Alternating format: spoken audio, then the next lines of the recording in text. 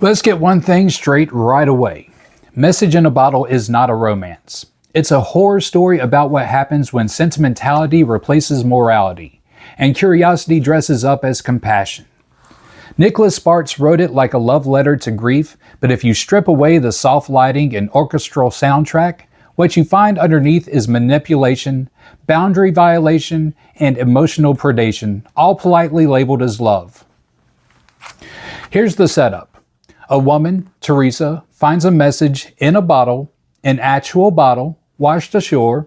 Inside is a letter written by a widower named Garrett to his dead wife. It's full of aching, devotion, regret, longing, all the stuff that makes people swoon and psychologists take notes. Teresa, a journalist by trade, doesn't do the normal thing. Reflect, feel moved, maybe write an essay about the power of love. No, she investigates him. She tracks him down. She collects personal information about him, studies his grief, and inserts herself into his life, without disclosing that she knows everything about him. Now imagine the genders reversed. A man finds a love letter, hunts down the woman who wrote it, learns everything about her past, then shows up pretending to meet just by chance. We'll call that stalking, but when Sparks writes it, it's marketed as tenderness. That's the first red flag, the romanticization of intrusion. Modern fiction does this a lot, turning obsession into intimacy. It's the quiet cultural confusion where crossing boundaries is rebranded as emotional courage. But if we look at this psychologically, and this is where it gets fascinating, what Teresa is doing isn't romance, it's the archetype of the rescuer complex in full bloom. The savior impulse that masks control is care. She's drawn to Garrett not because of who he is, but because of what he represents. A man she can redeem, a man whose grief gives her purpose. And Garrett, poor Garrett, he's the perfect subject. He's broken, vulnerable, frozen in mourning. He's the archetypical widower, haunted by the image of the lost ideal, the feminine spirit he can never touch again but can never let go of either. He lives in the echo chamber of his own memory. So what happens when someone like Teresa walks in? She doesn't just meet him, she meets the ghost through him and she tries to overwrite it. That's not love, that's possession through substitution.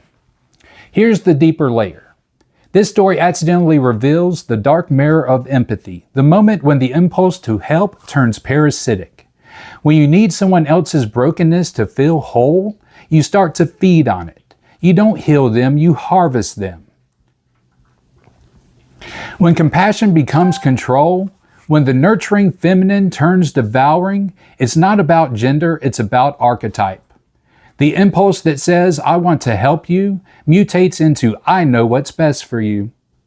And once you've said that, even silently, you've stopped loving a person and started shaping an image. You're no longer in a relationship with a human being, you're in a relationship with your own fantasy. That's Teresa's real role in Message in a Bottle. She's not a lover. She's a sculptor, working on a man-shaped piece of grief.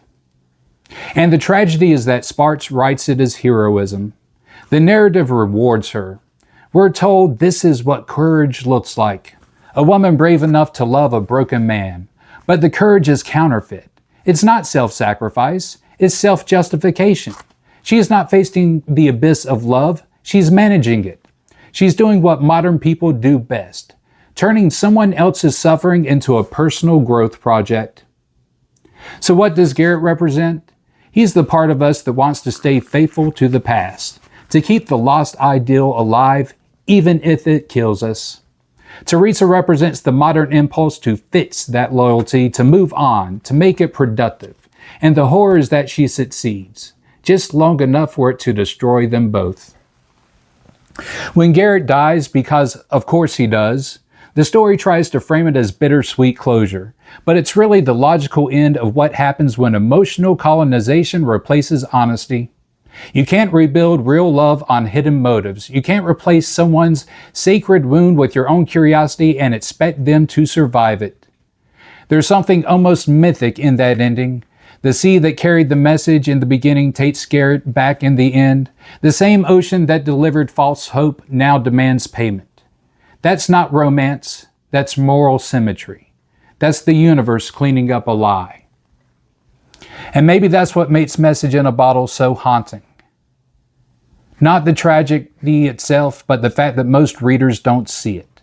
They think we've read about love overcoming loss. In reality, we've read about loss masquerading as love and winning.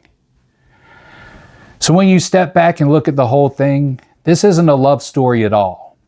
It's a cautionary tale about the danger of confusing empathy with entitlement, about how easily I care becomes I control.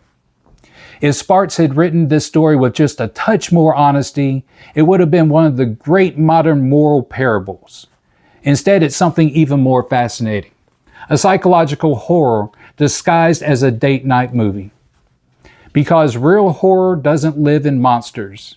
It lives in the quiet, well-meaning people who look at someone's pain and think, I can fix that.